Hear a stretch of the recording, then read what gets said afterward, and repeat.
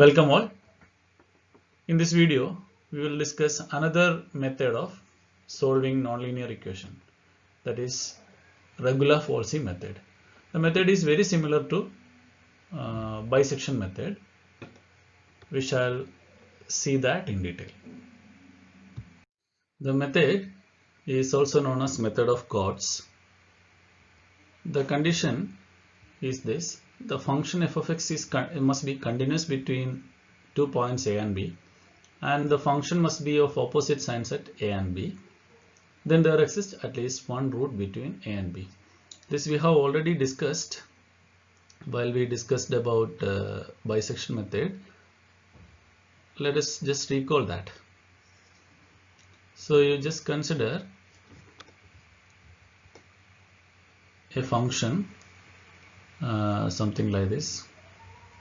Say this is x and x, and on this axis we represent f of x.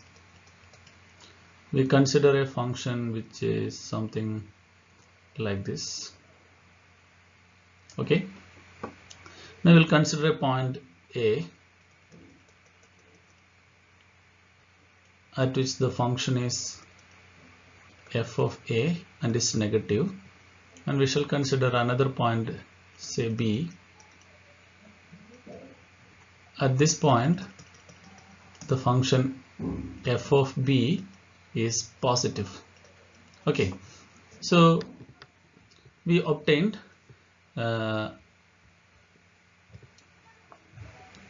so what we have said is this: the function must be continuous from x equal to a to x equal to b.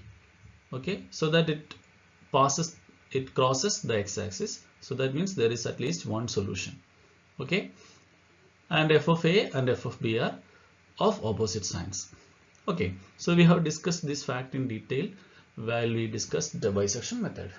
Okay, now for definiteness, let us consider that the function is negative at a and the function is positive at b. Okay, now we'll consider 2 points, a f of a, this one, and this point obviously b f of b. Okay, then we will consider a straight line joining these 2 points.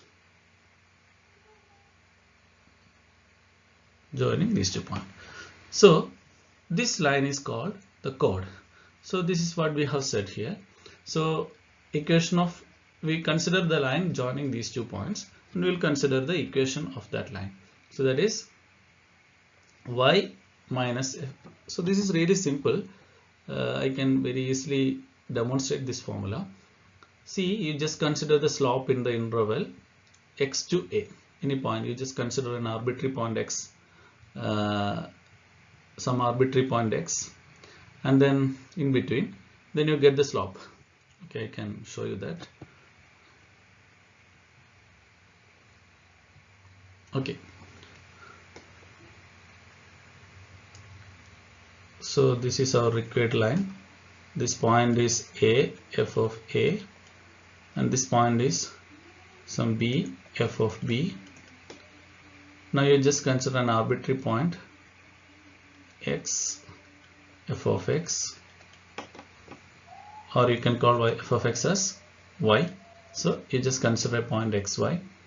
Now first you consider the section between section like this, a, f of a and xy. From this, the slope is y minus f of a divided by x minus, because this line is y minus f of a and this is x minus a. So the slope is y minus f of a divided by x minus a. Similarly, you consider this point from a to b. So something like, okay, you consider this much. Okay, so if you consider this line, then this will be f of b minus f of a, and this much is b minus a. Okay, so this is f of b minus f of a divided by b minus a. Correct? Now we wish to find out this x point. This x point means the point where the chord meets the x-axis. So what is x coordinate of this thing? So we know that at this point y is equal to 0. So you can put y is equal to 0 in this equation. Put y is equal to 0 in the above equation, and you can have the required equation for x. So you just put y is equal to 0 here. Then you solve for x. You will get this equation. X equals a into f of b minus b into f of a divided by f of b minus f of a. So this is how the x coordinate is obtained. So this is the first step. Then what we do is, if this point turns out to be the exact solution, then f of x will be 0. Then we'll get the root. If f of x is less than 0, then root is between x and b. We replace, if this is the case, we replace the lower limit, just like in the case of bisection method. In the case of bisection method, we just find the midpoint of the interval. But in the case of regular falsi, we calculate the point at which the chord meets the x-axis. That's the only difference. So if at this particular point, for instance, in this case, if you evaluate the function, you will get it as negative. That means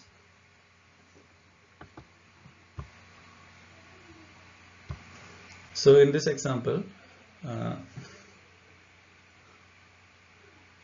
if I evaluate the function at this point, that is f of x, that is negative, that means the solution is in between these two points, so x and b. So that is very obvious. We know that this is the solution.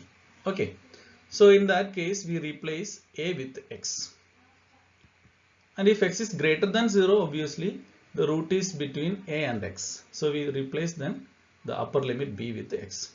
We repeat the step from 1 until your f of x is either 0 or nearly 0. Okay, so the algorithm is very similar to the algorithm of bisection method. The only difference is, in the case of bisection method, we calculate the midpoint of the interval AB, but in the case of regular falsi or method of chords, we just find the point where the chord meets the x-axis. This is the only difference.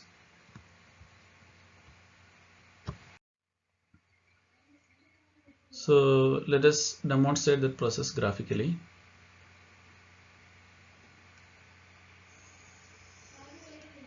Okay, let the function be something like this. So initially we choose this point x is equal to a, and this point x equals x equals b here. So the functions are respectively negative and positive.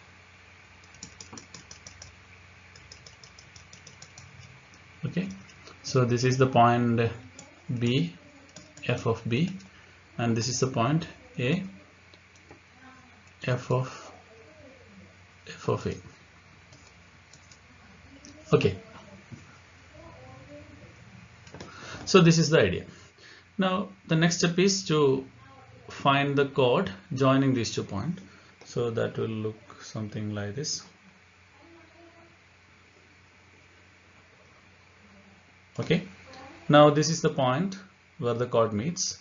Now what we do is we evaluate the function. Okay, so the function turns out to be negative, so the new interval is from this point to this point. Now the interval has reduced the size.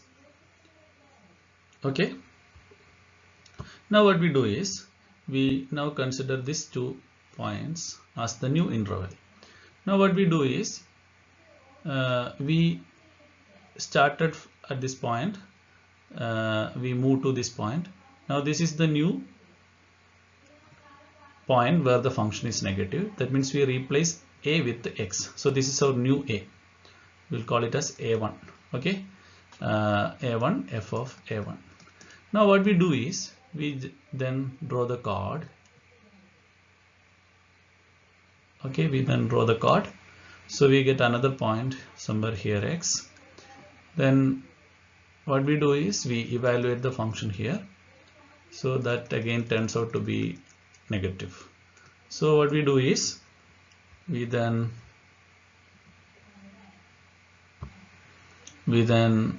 consider this point as the new point, that is, this is as a2 and f of a2.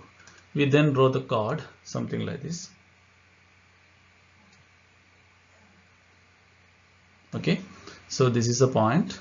So this way we proceed. Next we will consider this chord.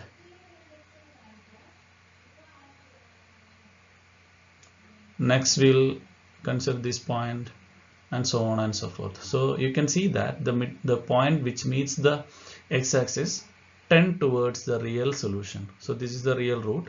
So you can see that these points move towards the real point. So this is the idea. Okay, next we shall see the Python code. As in the case of bisection method, we define the function first. Then we'll set some value for the function is negative as a, and we consider some value of x for which the function is negative, and we'll call it as b. Then, as in the previous case, we do the same algorithm. The only difference is this. In the case of bisection method, we calculate x as the midpoint a plus b by 2. But here what we do is we calculate the point where it meets the x-axis, where the chord meets the x-axis, and we have the formula for that: a into f of b minus b into f of a divided by f of b minus f of a. So this is the only difference between bisection method and regular falsi method. Okay, so hope I need not explain the algorithm.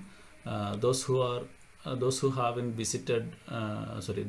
watched bisection method, please watch bisection method, especially the programming part. You will become very clear about the algorithm. Now let's run the code. Let's see the result. You can see that the chord meets at these points, and you can see that the chord approaches and approaches and approaches, and finally it reached this point. So this is how regular falsi method works. Okay, so I request you to change the function and try to get the solution and verify the result.